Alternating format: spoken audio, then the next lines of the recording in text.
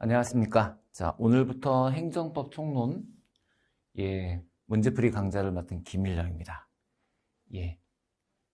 오늘부터 해서 우리가 총 20강에 이 문제집을 다 끝내야 됩니다. 그래서 아마 지금 20문제에서 보통 제가 문제수를 세보니까 20문제에서 25문제 정도를 우리가 풀어야지 이걸 다 20강에 끝낼 것 같아요.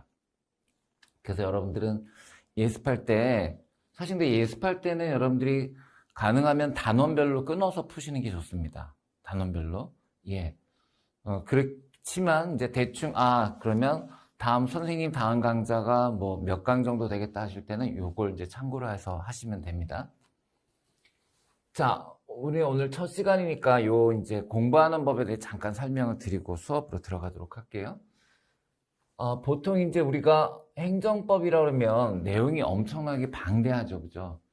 아무리 행정법 총론, 강론도 아니고 총론이라 하더라도 내용이 정말 훨씬 많습니다. 그래서 여러분들이 아마 대부분의 경우에 지금 행정학, 행정법 이렇게 하시는 분들이 많을 것 같은데, 행정학 자체도 내용이 많지만 행정법이 만만치 않죠. 근데 이제 행정법은 조금 이제 장점과 단점이 있어요. 우선 단점은, 행정법의 단점은 용어가 난해하죠, 그죠? 용어가 난해해요. 그리고 판례가 굉장히 많아요. 그죠? 장점은 진짜 여러분 정말 기출이 무한 반복돼요. 그래서 이런 특징 때문에 여러분들이 이제 이 특징 때문에 어떤 현상이 나타나냐면 초반에는 이 난해한 용어 때문에 여러분들이 되게 머리가 아파요. 그리고 판례도 많아서 도대체 뭘 외워야 될지를 몰라요. 그러니까 이게 기본서를 공부할 때의 문제점이에요. 기본서 공부할 때 여러분들이 당최 한국말은 한국말인데 용어도 모르겠고 정확히 말하면 사실 한국말이 아니죠. 대부분 한자니까. 그 일본법을 그대로 갖다 베끼다 보니까 생기는 그런 문제점이죠. 우리식 한자가 아닌 것들도 있어요. 거기다가 판례가 많은데 너무너무 그것도 많아도 너무너무 많은데 그 판례 중에 어떤 게 도대체 내가 알아야 될 판례고 어떤 거는 알지 않아도 되는 판례인지 또 판례에 대해서 어디까지 알아야 되는지 이런 게 되게 헷갈린단 말이에요. 그런 거를 몽땅 해결해 줄 수 있는 게 바로 이거예요. 그죠? 그래서 이제 오늘부터 시작하게 될 이 문제풀이 강좌가 여러분들이 개념 강좌를 공부하시면서 느껴졌던 그 불편함. 도대체 나는 어디까지 공부해야 되는가? 도대체 문제는 어떻게 나오는가에 대한 궁금증을 한꺼번에 해결해 줄 수 있는 그런 강좌다 이거죠. 거기다가 좋은 게 행정법은 절대로 완벽하게 새로운 문제가 출제되지 않아요. 맨날 나오던 애가 또 나오고 또 나와요. 그래서 여러분들이 정말 아주 똘똘하게 문제집 한 번만 완벽하게 정리를 해 놓으시면 그것만 반복해서 푸시면 돼요. 여러분 약간 운전면허 시험하고 비슷하다고 생각하시면 돼요. 굳이 여러분들이 운전면허 시험을 합격하기 위해서 자동차 공학을 실제로 정말 공학도처럼 공부하시는 게 아니라 대충 이렇게 나오면 이게 답이더라 라는 걸 알면 풀 수 있는 것처럼 이 행정법도 약간 좀 그런 경향이 있습니다. 그래서 여기서의 단점이 바로 이걸로 다 해결이 된다라는 거죠. 그렇죠? 그래서 행정법이라는 거는 딴 거 없습니다. 그냥 무조건 계속 반복하는 거예요. 정말 문제를 반복하는 게 제일 좋은 방법이에요.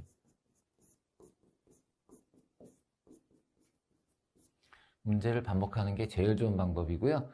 다만 이제 기출에 좀 빠진 부분들이 있어요. 정말 기본 개념인데 기출문제에선 빠진 부분들이 있어요. 그래서 시중에 문제집들을 보시면 여러분들이 대부분 그냥 정말 기출 문제집. 특히 그 초시자가 조심해야 될 문제집이 어떤 거냐면 그냥 회차별로 되어 있는 거예요. 2000년도 4월달, 2000년도 4월 국가직, 2006월 지방직. 이렇게 쭉 회차별로 되어 있는 거는 이거는 초시생들한테는 거의 도움이 안 돼요. 왜냐하면 그거는 진짜 내가 끝까지 완벽하게 다 내용 정리가 된 다음에 이렇게 장르를 넘나들면서 단원을 넘나들면서 풀 수 있을 정도의 실력이 됐을 때는 도움이 되는데 그렇지 않을 때는 당최 전혀 이해가 안 돼서 또 문제와 문제 사이에 연관성이 없기 때문에 여러분들한테 별로 도움이 되지가 않습니다. 그래서 우리 책은 자 일단 두 가지가 특징인데 이 책은 첫째, 기출문제만 수록하지 않았습니다. 기출문제만 수록한 것이 아니라 기출문제는 나오지 않았지만 개념적인 부분들이 있어요. 예, 그런 간단한 개념적인 문제들을 추가해서 넣습니다. 그 다음에 두 번째, 회차별로 되어 있는 것이 아니라 단원별, 주제별로 되어 있습니다. 근데 약간 세부적인 주제라기보다는 단원별로, 소단원별로 되어 있기 때문에 어떤 경우에는 그 소단원의 문제가 좀 적고 범위가 한정되어 있는 경우도 있고 어떤 경우에 막 문제가 80문제씩 들어가서 좀 범위가 넓어지는 경우도 있어요. 예, 근데 그런 것들은 부득이하게 그렇게 된 거니까 이해하시고 그걸 더 쪼갤 경우에 또 너무 막 이렇게 이 1단원과 2단원이 겹치는 문제 이런 게 있기 때문에 가능하면은 예, 이렇게 좀 단원과 단원 사이 넘나들지 않도록 그렇게 문제 구성을 했습니다. 그런 걸 이해하시고 따라오시면 될 것 같고요. 최대한 정해진 시간 동안에 최대한 여러분들한테 진짜 타겟팅은 여러분 초시생이에요. 초시생. 뭐 만약에 나는 교수님 정말 저는 뭐 한 3수에서 N수생이라서 행정법 자신 있습니다. 그러신 분은 그냥 혼자 푸시든지 아니면 다른 교수님 강의를 들으셔도 되고요. 요 강좌는 철저하게 초시생을 위한 강좌다. 또는 초시생은 아닌데 N시생인데 거의 초시생 같다. 예. 나는 정말 노베이스다. 좋습니다. 노브레인도 괜찮아요. 노브레인도 괜찮아요. 그래서 이런 분들 오시면 우리가 하나씩 차근차근 같이 공부해보는 시간을 갖도록 하겠습니다. 자, 그래서 오늘 첫 시간이니까 제일 첫 부분, 즉 행정부터 같이 나가보도록 할게요. 자, 이제 서론 끝났고요. 바로 가볼게요. 갑시다. 슝. 자, 여러분들 갖고 있는 이 책이죠? 나도 공무원 될 수 있어요. 맞아요. 될 수 있어요. 자, 첫 번째 문제는 이거는 항상 소단원에서 대표 유형 문제를 하나 넣어놓고 그 다음에 이제 주제별로 넣어놨는데요. 요거 먼저 볼게요, 여러분. 이거 볼게요. 자, 행정의 분류에 있어서 선생님 근데 왜 행정부터 시작을 하나요? 행정법이잖아요. 행정법을 알려면 먼저 행정을 알아야죠. 행정을. 자, 행정이라는 거는 우선 요거부터 볼까요? 저 답 맞추는 거 크게 의미가 없으니까. 요거부터 볼까요? 오케이. 자, 요거부터 잠깐 공부하고 갈게요, 여러분. 우리가 행정이라고 하면 영어로는요, Public Administration. 그래서요, 공공관리, 공적 관리예요. 예. 그래서 여러분들 이제 행정학하고 같이 하시는 분들은 행정학이라는 과목을 처음 접했을 때 느꼈던 게, 뭐야? 얘는 경영학이야? 뭐야? 뭐 조직론이야? 그죠?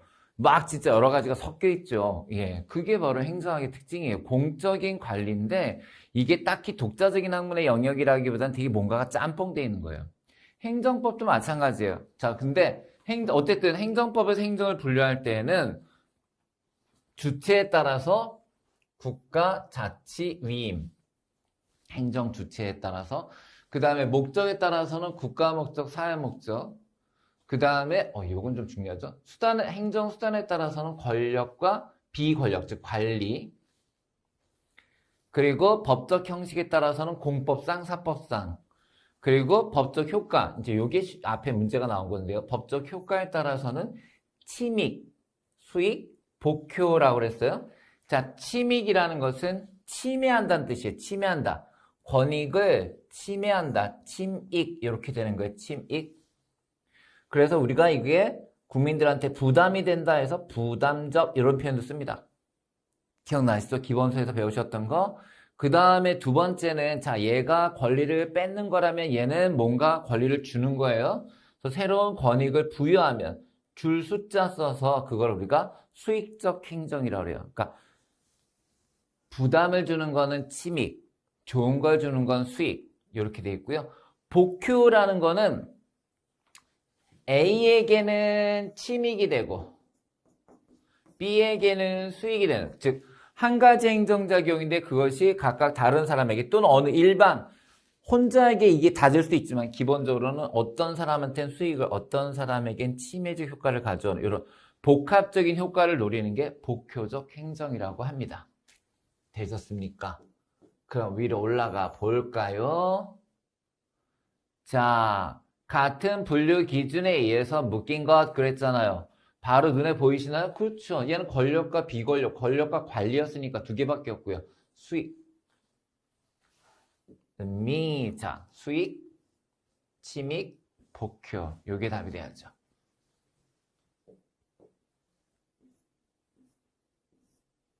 자, 문제 볼게요. 1번.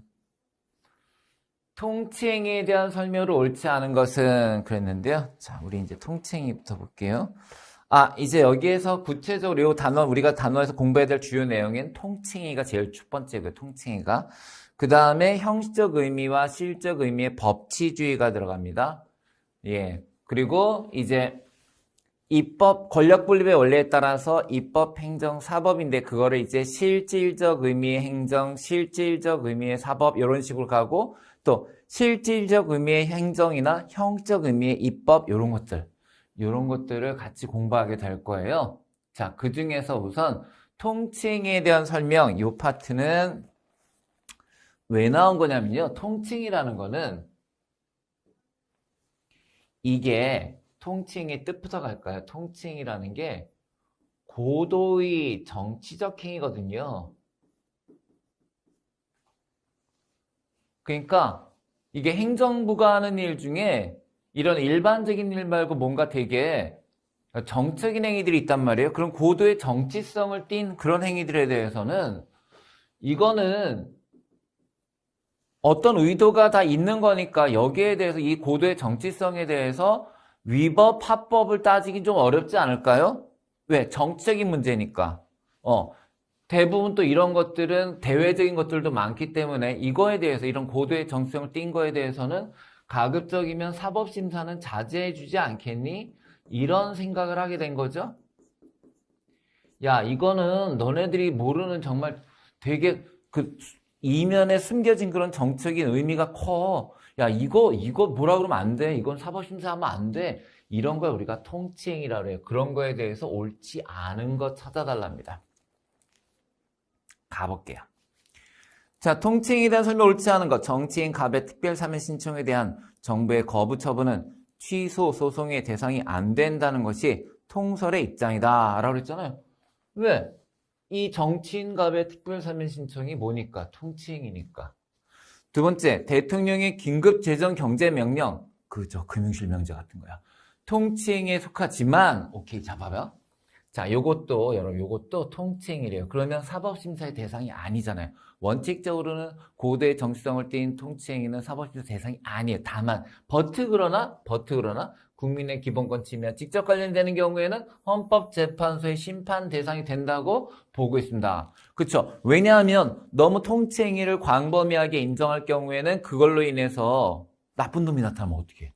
그 나쁜 놈이 막 국민의 기본권 침해합니다. 그래서 국민의 기본권을 심각하게 침해할 경우에는 사법심사, 즉 헌법재판소의 대상도 된다라고 보는 입장 맞아요. 세 번째, 통치행위를 인정하는 근거와 썰은 사법자재설, 재량행위설, 기관양태설 등이 있다라고 되어 있는데요. 기관양태설. 자, 기관양태설은 이거는 통치행위에 대한 개념이 아니라 실질적 의미의 행정에 들어간다. 즉 사법자재설, 재량행위설 요건 다 맞는데 요거는 아니라는 거죠. 요거는. 선생님 그러면 쟤는 뭔데요? 그래 일단 이거까지 보고요. 자, 행정소송에 있어서 개괄주의 및 개괄주의 열기주의의 반대말인데요. 개괄주의라는 것은 모든 부분에 있어서의 소송이 가능하다라는 거예요. 행정소송이 가능하다. 그 다음에 국가배상 책임이 제도적 전제로서 인정되어야만 통치행위를 논할 실익이 있다. 그렇죠. 예외를 뽑지만 이게 전제돼야지만 통치행위를 논할 실익이 있다. 좋아요. 자, 그렇다면 3번이 틀린 건데 여기도 나와 있네요. 기관양태설은 실질적 의미의 법치주의다. 실질적 의미의 행정에 대한 학설이다 라고 되어 있는데요. 자, 그렇다면 실질적 의미의 행정 가봅시다.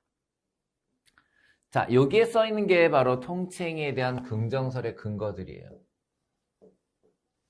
통치행위에 대한 근거. 자, 우선 얘부터 볼게요. 왜 얘부터 시작한 거니까 원래 대권행위설. 자, 원래 처음에 이제 이게 시작할 때, 야, 국왕의 대권이야. 이거 왕이 하는 거야. 여기에 대해 사법심사 하겠다고? 너 미쳤니? 이거예요. 자, 왕이 하는 건 사법심사 대상이 아니야. 이거예요. 자, 그 다음에 이제 권력분립설. 고도의 정치성을 지닌 문제는 법원의 심판 대상이 아니라 정책인 해결이나 또한 이거에 대해서 견제를 해야 된다면 국민이 민족으로 통제하는 것이 맞다라는 거고요. 이게 바로 우리나라 다수설과 판례 중요하죠. 예. 그래서 그게 권력분립설이에요. 권력분립설. 그래서 권력분립설은 사법, 입법, 행정이 분리되어 있는데 특히 이 부분은 행정의 이 부분은 고도의 정치성을 요하는 통치행위이기 때문에 사법부가 견제해서는 안 된다. 개입해서는 안 된다. 요거는 행정부만의 고유한 권력이다라는 거예요. 자, 이거랑 유사한 거 먼저 봐드릴게요. 얘예요.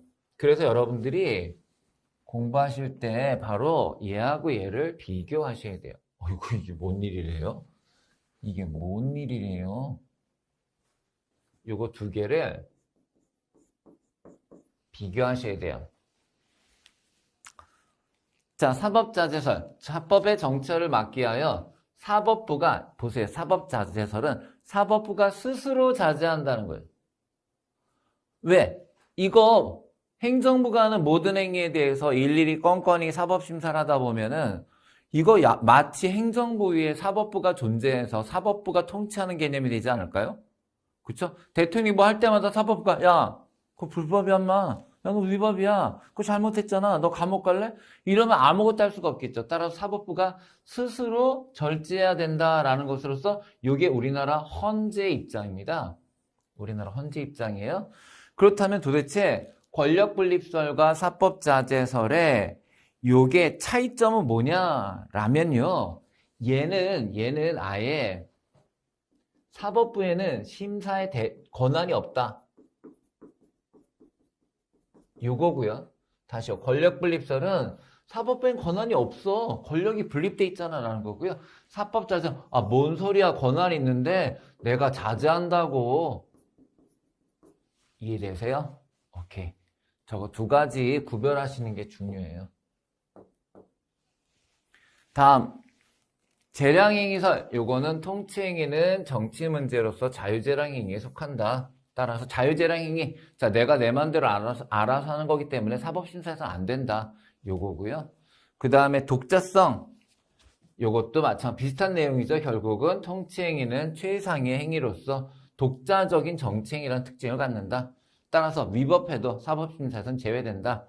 요거 좀 이렇게 알아두시기 바랍니다. 예. 그래서 요거는 대권 독재사. 대권을 가지고 독재하는 사람. 이렇게 대권 독재사. 대권 독재사. 이렇게요. 대권 가지고 독재하는 사람. 되셨습니까? 그래서 요렇게가 지금 저거고요. 그럼 쌤, 그럼 기관 양태설은 뭔가요? 기관 양태설. 그것도 설명해 드릴게요. 자, 기관 양태설. 어디다 쓸까요? 오케이. 여기 좋아요.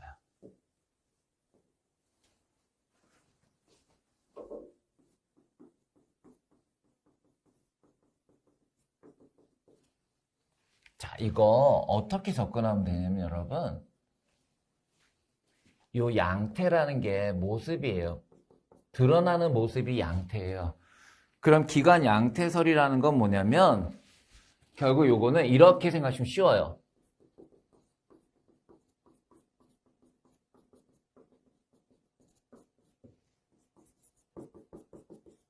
이 얘기예요. 이 기관 입법, 행정, 사법의 세계를 실제적으로 저 성질을 가지고 구별하는 건 너무 어렵다. 그냥 모습 가지고 구별하자. 그 얘기예요, 여러분.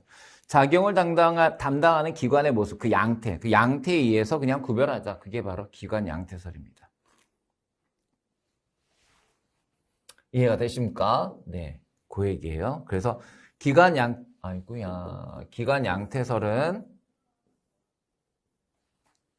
통치행위를 인정하는 근거가 아니라, 이건 통치를 근거하는 게 아니라, 이거는 실질적 행정, 즉 행정이 그 입법, 사법과 구별되는 실질적 의미의 행정이 존재한다라고 말할 때 학설이에요. 자, 2번 갑니다. 바로 나오네요. 바로 여기 보니까 형식적 의미의 행정에는 속하지만, 그랬어요. 형식적 의미의 행정에 속하지만 실질적 의미의 행정에는 속하지 않는 것 그랬는데요. 자, 여러분 형식적 의미의 행정은 요거는 행정부가 하는 거니 이렇게 생각하시면 되고요. 그 다음에 실질적 의미의 행정은 그 내용이 그 업무의 내용이 행정부가 해야 될 일이니 이거예요. 그러면 우선 형식적 의미의 행정에는 속하지만 실질적 의미의 행정에 속하지 않는 거. 자, 요걸 좀 찾아볼게요. 그럼 일단 실질적 의미의 행정이 아닌 걸 볼까요? 얘밖에 없네요. 왜냐하면 행정심판이라는 것은 행정부가 하니까 형식적으로는 행정이에요. 그런데 그 내용은요, 실질적으로는 입법이죠. 그죠? 왜? 결정을 하는 거니까. 그쵸? 예. 그렇게 되죠? 예. 사법이지. 잠깐만요. 쌤, 뭔 말이에요? 요거요. 볼게요, 다시.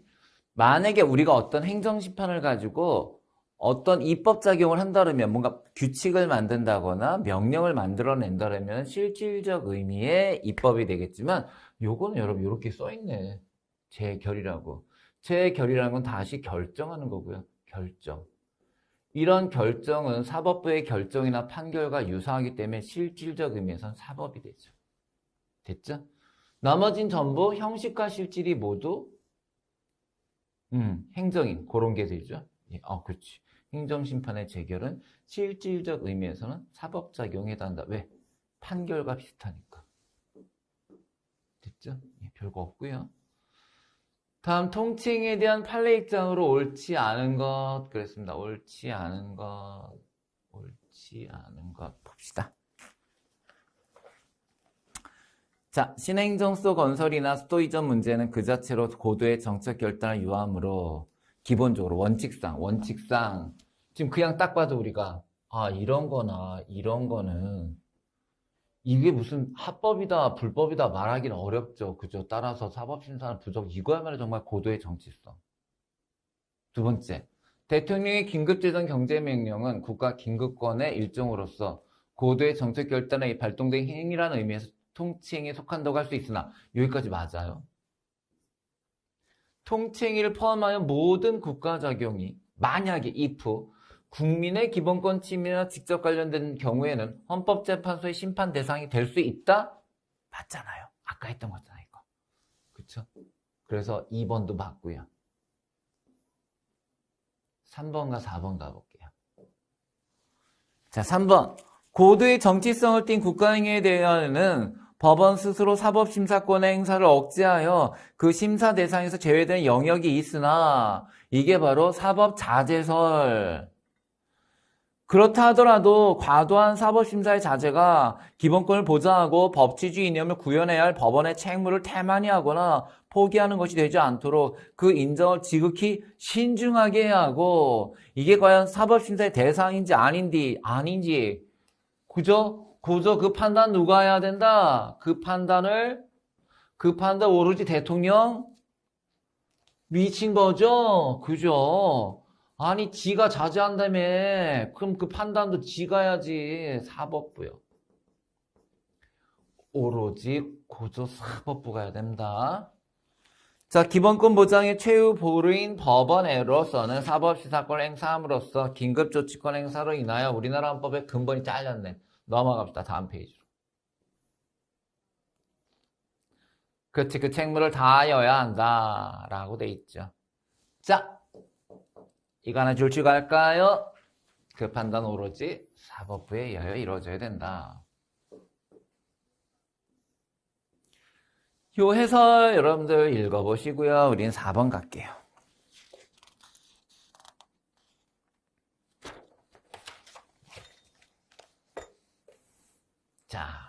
4번 갈게요. 실질적 의미의 행정이라고 볼 수 없는 것은 그랬습니다. 자, 실질적 의미의 행정이라는 거 그 내용이 행정에 대한 집행 이런 거여야 된다라는 건데 징계처분 징계처분도 집행되지요. 대통령이 비상계엄 선포 이거는 고도의 정치성을 띤 통치행위이기 때문에 이 통치행위는 실질적 의미의 행정이 아닙니다. 그 다음에 영업허가 집행, 예산 집행, 징계처분, 영업허가, 예산 집행 이건 집행. 뒷줄. 그래서 이게 지금 뭐냐면 일반적으로 출제되고 있는 통치행위들을 여기다 나열해 본 거예요. 그래서 정부가 하는 것 중에 통치행위의 일반적 범위는 조약 체결, 남북회담 제의, 사면, 복권 이런 것들이요. 특히 이제 대통령이 국가 원수로서의 지위에서 행하는 국가자격이죠. 그 다음에 국무총리나 국무위원을 뽑는 거, 임은 뽑는 거고 면은 면직, 그러니까 자르는 거예요. 그 다음에 이런 것들, 국회 예산. 근데 지금 뭐 국회 예산 아예 없으니까 국회에서 할 수가 없죠, 지금.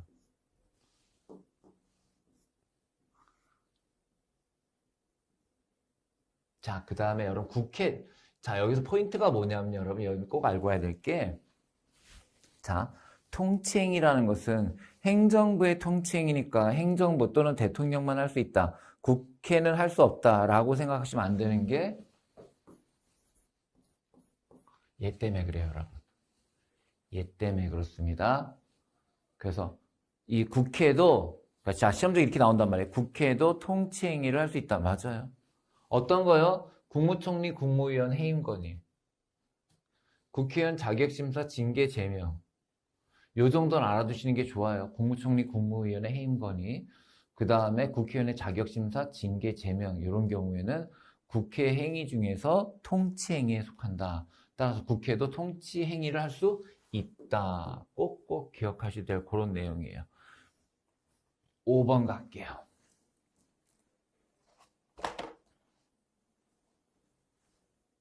자, 옳지 않은 것 그랬습니다. 어디 봅시다. 고도의 정적 성격을 지니는 결정은 국방 및 외교와 관련된 고도의 정책 결단을 요하는 문제로서 헌법과 법률이 정한 절차를 거쳐 이루어진 것이 명백한 이상 사법적 기준만으로 이를 심판하는 것은 자제되어야 한다라고 판시하고 있다.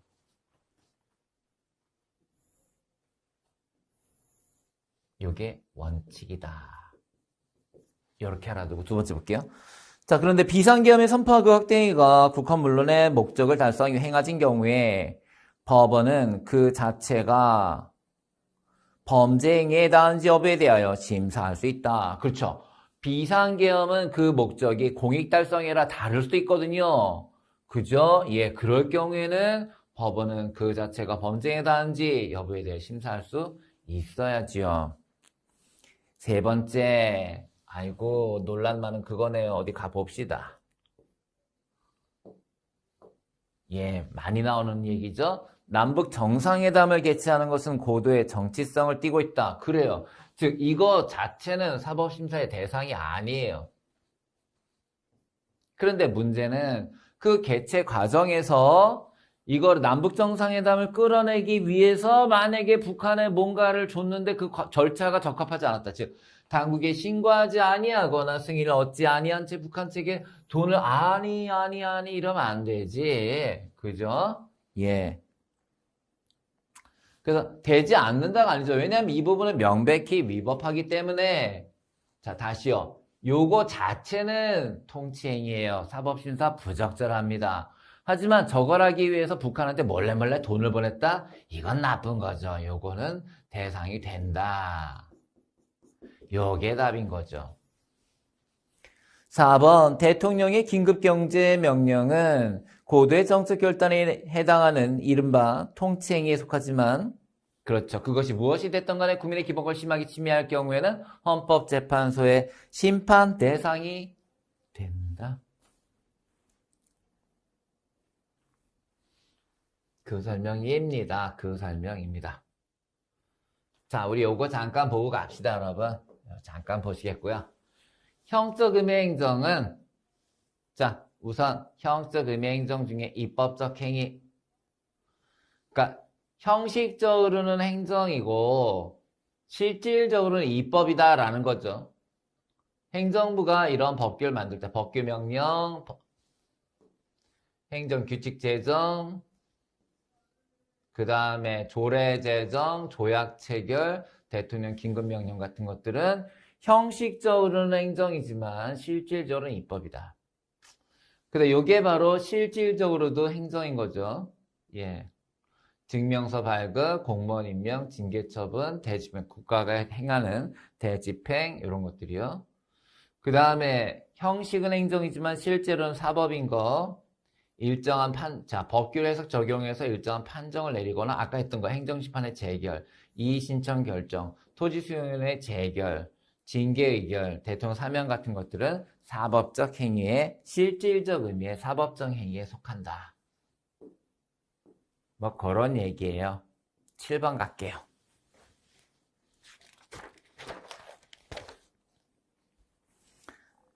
자, 행정의 개념. 우리 아까 앞에서 했던 거 또 나오네요.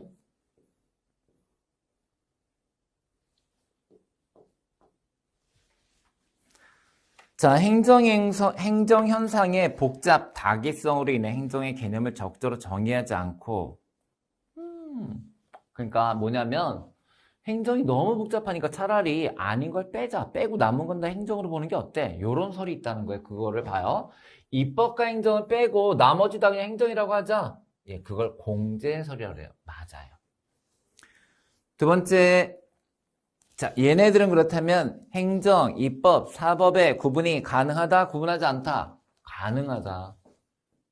행정, 입법, 사법 구분이 가능하다. 근데 나는 적극적으로 모르겠고 난 그냥 이렇게 하는 게 나을 것 같아. 그래서 이걸 소극설이라고 해요. 소극설. 공제설을 소극설이라고 합니다. 두 번째, 행정을 국가 목적 내지 공익실현을 목적으로 한 작용이라고 보는 목적설이 있다. 좋아요. 이것도 좀 정리하고 가야 되겠네요.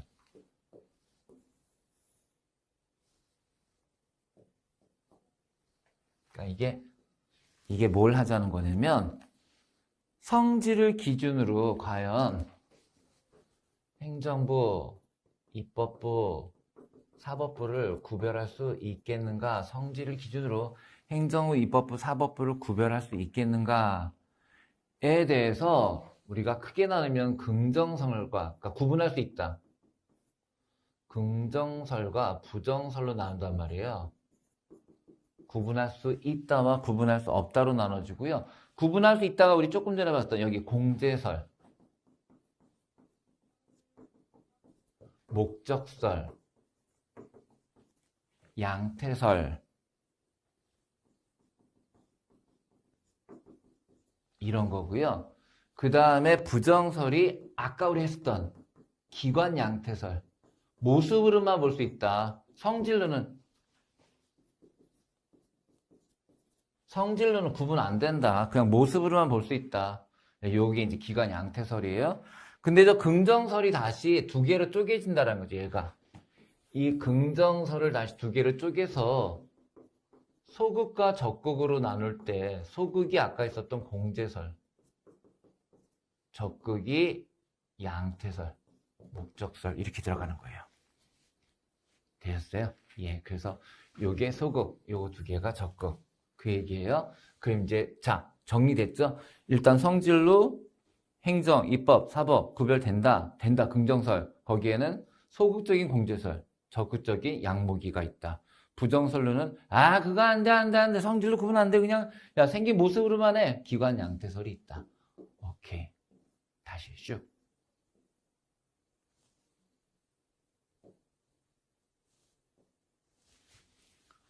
자, 그래서 여기까지 맞죠? 예, 국가 목적 내지 공익실현을 목적으로 하는 작용으로 보는 목적설이 있다 그랬는데 요거는 긍정적 입장 중에서 적극적. 요거는 긍정적 입장 중에 소극설. 자, 세 번째. 입법은 헌법의 직접적 집행작용인데 대하여 행정은 법의 집행을 통한 헌법의 간접적 집행이라고 보고 입법과 행정을 단계적 구조의 차이로 보는 법 단계설이 있다.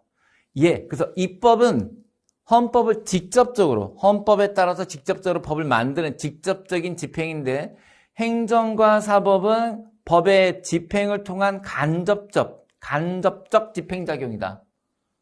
그렇게 봐서 입법과 행정의 단계가 다르다라고 보는 법 단계설이 있어요. 법 단계설은 부정설입니다. 요거는. 아까 기관 양태설처럼 요거는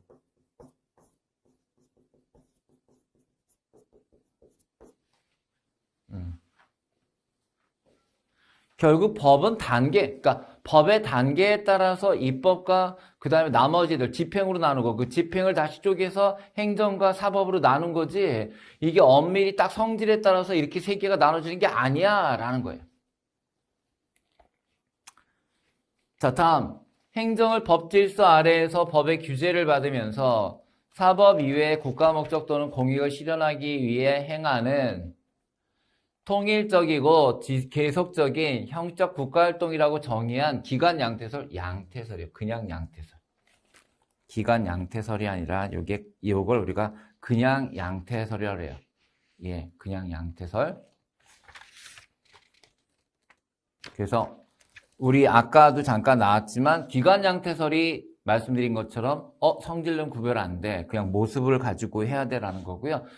기관자가 빠지고 그냥 양태설이 되게 되면은 그냥 양태설이 다수설인데요. 그냥 양태설이 다수설인데 요 그냥 양태설은 특히 어떤 목적을 향해서 통일적이고 계속적으로 행해지는 국가활동 공익이라는 국가 목적을 위해서 통일적이고 계속적으로 행하는 국가활동 이렇게 보는 게 바로 양태설이에요. 그리고 양태설은 아까도 말씀드렸지만 누구와 더불어서 목적설과 더불어서 비슷하잖아요. 공익실현, 국가목적, 공익실현, 통일적, 계속적 매우 유사하죠. 그죠? 그래서 여러분들 그냥 목적설 그 다음에 양태설 양목인 전부 적극설이고 긍정설이다. 이렇게 공부해 놓으시면 돼요. 그리고 기관 양태설은 부정이다. 부정. 이름이 유사하니까 헷갈리지 마시고요. 예. 그러니까 부정에 두 가지 있었어요. 뭐하고 뭐 있었어요? 그렇죠. 법 단계설. 법 단계설과 기관 양태설은 쟤네 둘은 부정하는 애들이에요. 8번 볼게요.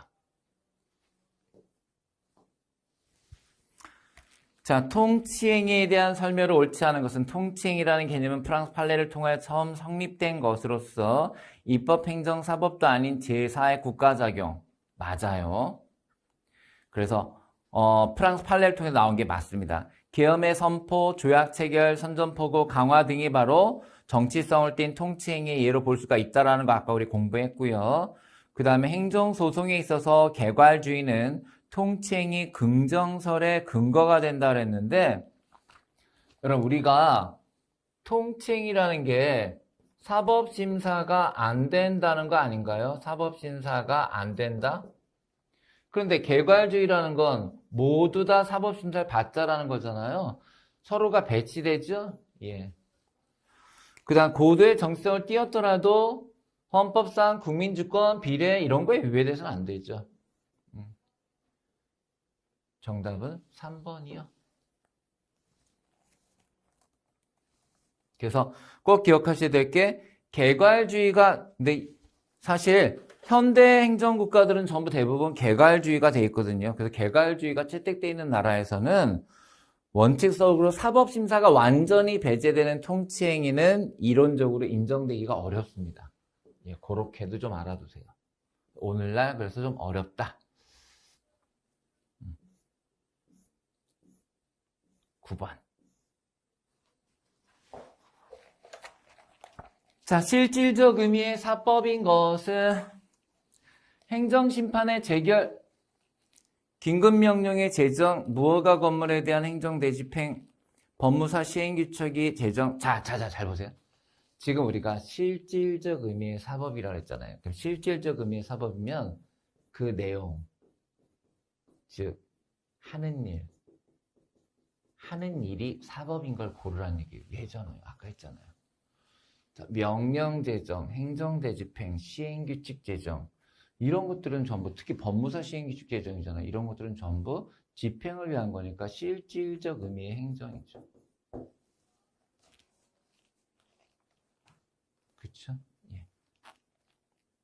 아, 요거는 시행규칙은 입법으로 볼 수도 있네요. 그죠? 예.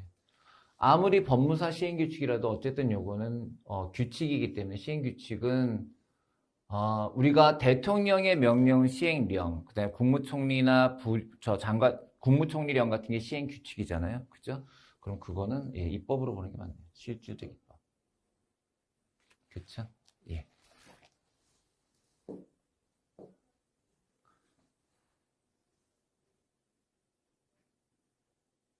이것도 긴급명령도 제가 아까 너무 뭉뚱그려서 말씀드렸네. 긴급명령도 결국은 실질적 입법. 왜? 명령이니까. 그러나 행정대집행은 이건 정말 집행이니까 실질적 의미 행정. 그 다음에 규칙도, 법무사 시행규칙도 어차피 이것도 입법활동으로 볼 수 있다. 행정부가 하지만 실질적으로는 입법활동이다. 이렇게 보라는 거죠. 10번 봅시다. 자, 통칭이와 직접 관련이 없는 것은 그랬습니다. 자, 통칭이와 직접 관련이 없는 것은, 자, 아까 뭐라 그랬죠? 고도의 정치행위를 띈다. 고도의 정치성. 첫째, 고도의 정치성. 그 고도의 정치성을 띠기 때문에 사법 심사를 하기가 매우 곤란하다라는 거고요. 그 다음에 대권행위 있었던 거 아십니까? 대권행위. 그죠? 아까 혹시 기억나세요? 이거 우리 5가지 이렇게 했잖아요. 대권을 가지고 독재를 하는 사람. 독재를 하는 사람. 이렇게. 그죠? 그럼 뭐예요? 이거 없죠. 복리국가성이라는 건 없죠. 그래서 5가지 외워놓으시고요. 11번 볼게요. 자, 우리나라 헌법에서 아예 명문으로 사법심사의 대상에서 제외시킨 게 있어요. 그래서 이게 아까 우리가 공부했던 행정부에만 통칭이가 있는 것이 아니라 우리가 국회에도 입법부에도 통칭이가 있다 이런 말씀 드린 적이 있는데 그게 바로 그거예요. 이거예요. 어떤 걸까요? 제가 아까 도대체 어떤 거를 국회도 통칭을 한다라고 말씀드렸을까요? 그것은 바로 이거 했잖아요. 그죠? 예. 그래서 저것도 외워놓으셔야 됩니다. 국회의원의 자격심사, 징계, 제명처분 아예 헌법 제64조에 명시가 되어 있기 때문에 할 수가 없습니다.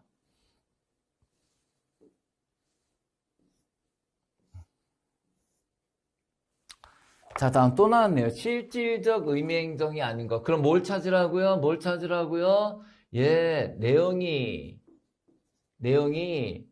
그 법을 만드는 거거나, 즉 입법이거나, 혹은 어떤 결정, 판결을 내리는 사법이거나 이런 걸 골라냅시다.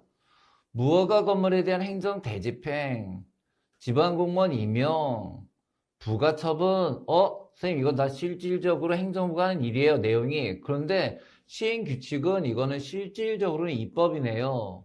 예, 맞아요. 13번. 근대행정의 개념 성립에 가장 큰 영향을 미친 것은 그랬는데 이건 사실 뭐 이렇게 교과서가 이렇게 서술되어 있으니까 내긴 했습니다만 이거랑 둘 다 되지요. 사실 교과서에 이렇게 써 있으니까 내긴 했습니다만 권력분립과 법치주의가 결합돼서 나타난 건데 만약 둘 중에 하나를 골라라 그러면 이렇게 말하는 게 맞겠죠. 왜냐하면 이게 개념 성립이니까요. 개념 성립은 자 아까 말했지만 공제설 같이 가장 소극적인 공제설처럼 야 이만한 국가 행위에서 여기 입법부 빼고 사법부 빼니까 이만큼 남았어. 너 이거 행정해. 그죠? 권력 분립에 입각한 거라는 거 알 수 있지요. 자, 그 다음에 14번 봅니다. 행정의 정의에 대한 설명으로 옳지 않은 것 그랬거든요. 행정의 개념은 삼권 분립 제도를 채용한 근대헌법 아래에서 비로소 정립되었다. 조금 전에 봤던 권력 분립 제도. 행정은 기술할 수 있지만 정의할 수 없다고 말한 사람이 메이어다. 오토 메이어? 예, 유명한 독일 행정법의 아버지죠. 그죠? 훌륭한 분이시긴 합니다만 이 말하신 분은 아니죠. 행정은 기술할 수 있지만 기술이라는 게 서술 써내려간다 이거거든요. 그러니까 내가 어떤 게 행정인지 쭉 그 양태를 그 모습을 써내려갈 수는 있지만 뭐라고 딱 한마디로 정의할 수는 없다. 이렇게 말한 사람은 포르스트호프예요. 포르스트호프. 이 메이어 아저씨, 오토 메이어 아저씨는 목적설. 아까 긍정하는 것 중에 적극설이 있었죠? 그 목적설 주장하신 분이에요. 행정이라는 관념은 역사적이고 제도적인 산물이다. 그 다음에 법 아래에서 법의 규제를 받으면서 현실적, 구체적으로 이거 아까 뭐였어요? 양태설이네요. 양태설. 양태설도 행정을 성질을 기준으로 행정을 구분하는 것이 가능하다는 긍정설 중에서도 적극설이었죠. 다음 15번이요.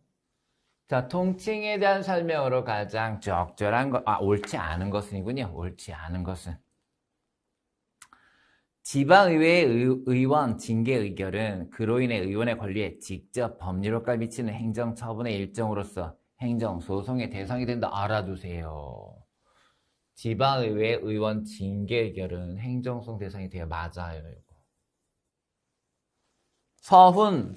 훈장 준 거. 자, 취소가 대통령이 국가원수로서 행하는 행위라고 하더라도 법원이 사법심사를 자제하여야 할 정도로 고도의 정성을 띈 전혀요. 그죠? 고도의 정성 전혀요. 할 수 없다. 맞아요.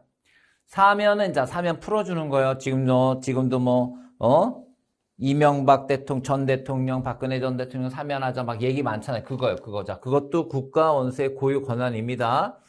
볼 수 있으므로 권력 분립 원리에 대한 예가 된다. 아니요. 예가 아니라 예외가 돼요. 예외. 왜요? 여러분, 사면이라는 건요. 일단 사법부의 결정에 의해서 형벌을 집행 중인 자잖아요.